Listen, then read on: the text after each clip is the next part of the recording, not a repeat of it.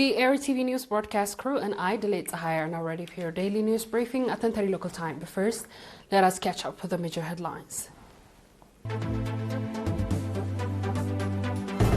Seminar on proper treatment of citizens with intellectual and developmental disabilities in Barantu and Shambako subzones. Students Cultural and Sports Week in Ginda subzone.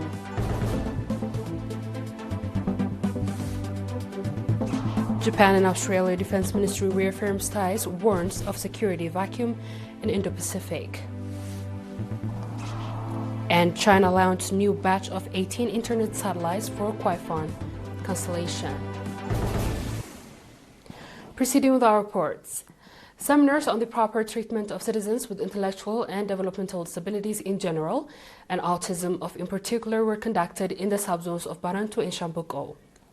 Noting that proper treatment of citizens with intellectual and developmental disabilities is the responsibility of society, the heads of the Association of the Intellectual and Developmental Disabilities in the subzone called for creating conducive conditions to support foster families of citizens with disabilities and strengthening families and communities' contribution and encouraging affluent individuals to assume responsibility for the support citizens with disabilities.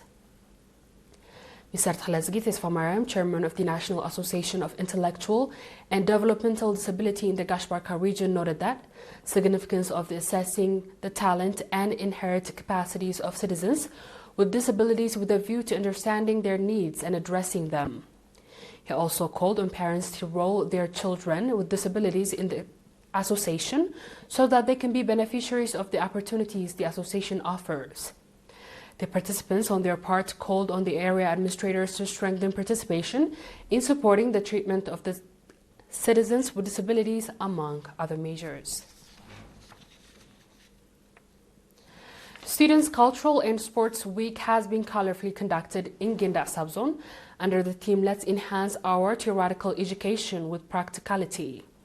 The Cultural and Sports Week, in which students from preschool to high school took part, featured cultural and sports competitions. Mr. Muhammad Ali Omar, head of the Culture and Sports and Health in the subzone, said that the objective of the program was to enable students to become physically and psychologically mature and to preserve the noble values of their society. He also said that winners of the various competitions would participate in competitions to be organized at a national level. Mr. Suleiman Mohammed, head of the Education Office in the subzone, commended the strong participation demonstrated by students as well as strong organization and follow-up by school directors and efforts and coordination of teachers. Mr. Mohammed Abdullah, head of Culture and Sports in the Northern Red Sea region, on his part, said that the program has created an opportunity for students to practically demonstrate the theoretical and knowledge and gained through their regular education. He also said that there is a future plan to conduct Students' Cultural and Sports Week at the area administration level. At the event, awards were handed out to winners in various competitions.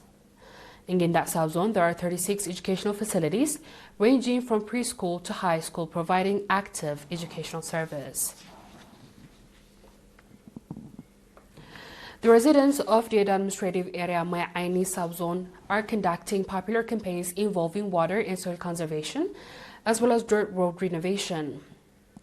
The popular campaign led by agricultural experts include preparation of land for cultivation and renovation of a dirt road connecting ERi with administrative areas.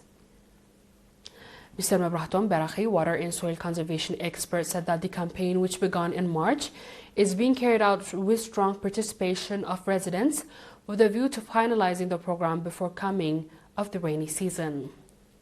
Mr. Razana Berha, administrator of the administrative area, on his part indicated that their area has been exposed to erosion and that the participants, understanding the situation of their area, are conducting the campaigns with commitment.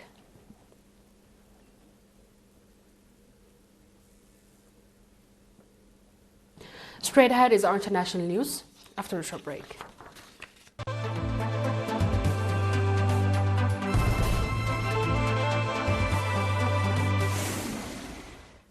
Welcome back. Japanese and Australian defense ministers met in Tokyo on Wednesday, April 8th, to reaffirm their strong ties while warning against any security vacuum in the Indo-Pacific while world's attention focused on Middle East.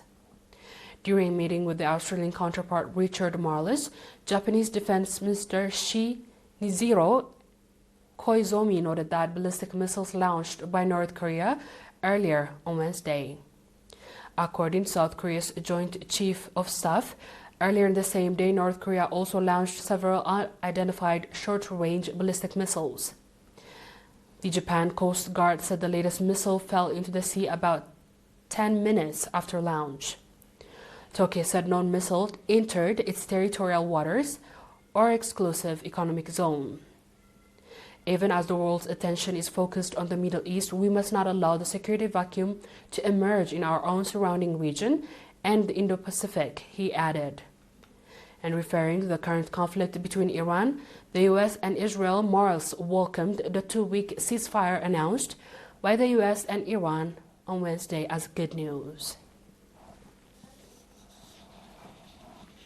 On our last report, China launched a Long March 8 career march on Tuesday in southern island province of Hainan, sent 18 internet satellites into space. The rocket blasted off at 9:32 p.m.